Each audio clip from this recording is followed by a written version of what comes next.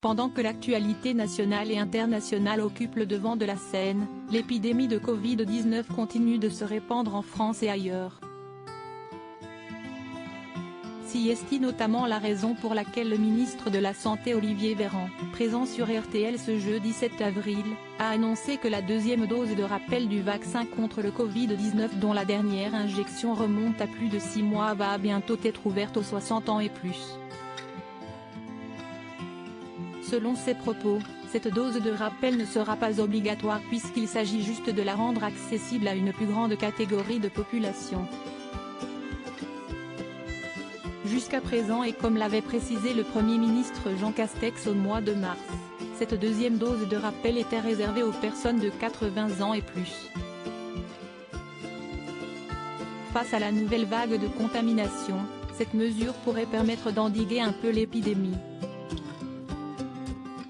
On sait qu'une injection de rappel, quand on a 60 ans et plus, réduit de 80% le risque d'hospitalisation, de réanimation et de décès.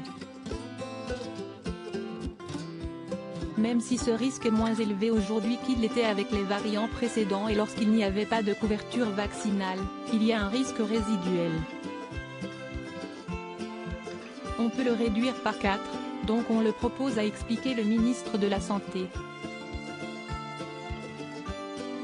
Olivier Véran a également ajouté que cette possibilité de se faire injecter la deuxième dose de rappel si on a 60 ans et plus et qu'on a été vacciné pour la dernière fois depuis plus de 6 mois concerne 500 000 personnes. Et d'insister, en période de circulation du virus, c'est autant de réduction d'un impact hospitalier. On sait que nos hôpitaux ont besoin de souffler.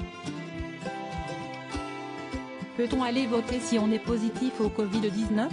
À l'approche de l'élection présidentielle, les enjeux d'une nouvelle vague de contamination au Covid-19, dont une nouvelle liste de symptômes est d'ailleurs disponible, ne semblent pas avoir été traités en priorité malgré plus de 133 000 nouveaux cas quotidiens confirmés d'après les données du gouvernement. La grande question a surtout été de savoir si le Covid-19 aura un impact sur la capacité d'aller voter, et la réponse est non. Le ministre de la Santé a rappelé que même les personnes testées positives pourront aller exercer leurs droits démocratiques. Il y aura à disposition des masques, du gel hydroalcoolique, ils peuvent venir avec un stylo, on sait faire, assurer Olivier Véran. Loading widget.